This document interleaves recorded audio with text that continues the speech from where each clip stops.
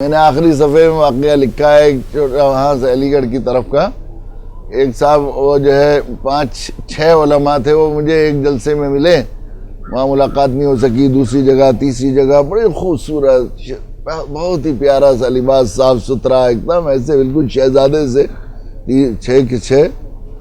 تو انہوں نے بتایا کہ ذرا سے ملنا چاہتے ہیں، ایک مدرسے کے سلسلے میں وہ بات کرنے کے لیے آئے تھے۔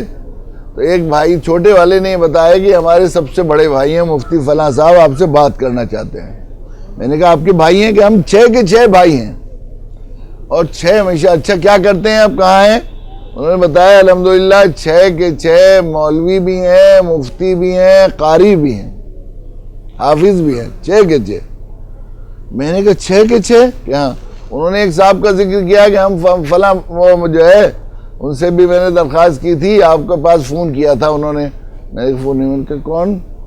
کہ وہ فلاں صاحب جو ہے مفتی صاحب کا نام لیا، میں خوب جانتا ہوں، وہ مفتی صاحب بھی علی گڑھ یونیورسٹی میں ایک بڑی پوسٹ پر ہیں، اور ایسے اچھے قاری ہیں کہ جب رمضان میں قرآن مجید سناتے ہیں تو گلیوں اور گلیانوں تک لوگوں کی صفیں بن جاتی ہیں، اتنا اچھا پڑھتے ہیں۔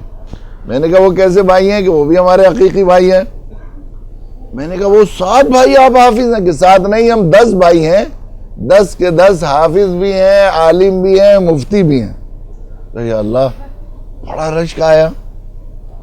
میں نے کہا تو آپ کے ابا کوئی استاد تھے قرآن کی قرات کے کہ انہوں نے بچوں کو سب کو قاری حافظ بنایا؟ کہ نہیں، اصل میں ہمارے ابا بھی حافظ ہیں، ہمارے چچا بھی حافظ ہیں، دونوں چچا حافظ ہیں، تائے بھی حافظ ہیں، ساری پھوپھی حافظ ہیں، پھوپھی کی ساری اولاد حافظ ہیں، چچا کی ساری اولاد حافظ ہیں، تائی کی ساری اولاد حافظ ہیں، ہماری ساری بھابیاں تک بھی حافظ ہیں، بھانجے بھتیجے حافظ ہیں، 72 حافظ ہیں ہمارے دادا کی اولاد۔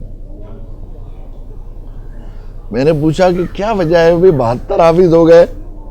آپ کے دادا کوئی بہت بڑے آدمی تھے، عالم تھے؟ انہوں نے کہا نہیں، وہ ایک مزدور تھے، وہاں ہندو کسانوں کے یہاں نوکری کیا کرتے تھے۔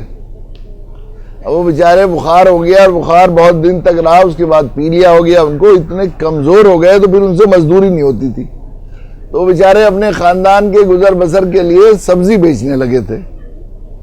تو سبزی کا جو پھینچا اور ٹوکرا تھا وہ رکھتے تھے جا کر اور بیچتے تھے۔ تو 2 بچے پڑھنے والے قرآن مجید پڑھتے تھے، وہ بیچارے چھوٹے چھوٹے بچے مکتب میں، وہ اپنا قاعدہ لے کر نکلے چلے جا رہے تھے۔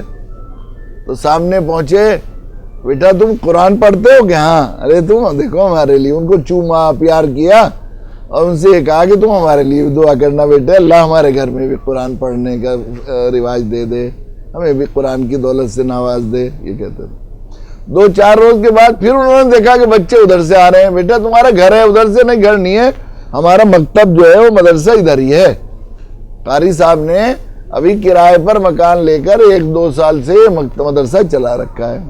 تو انہوں نے وہ ٹوکرا اٹھایا، اپنا سبزی کا مدرسے کے دروازے کے سامنے رکھ لیا۔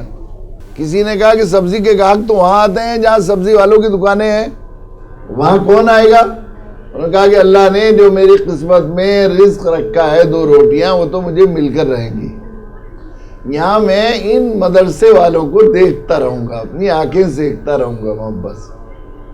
تو وہ بتا رہے تھے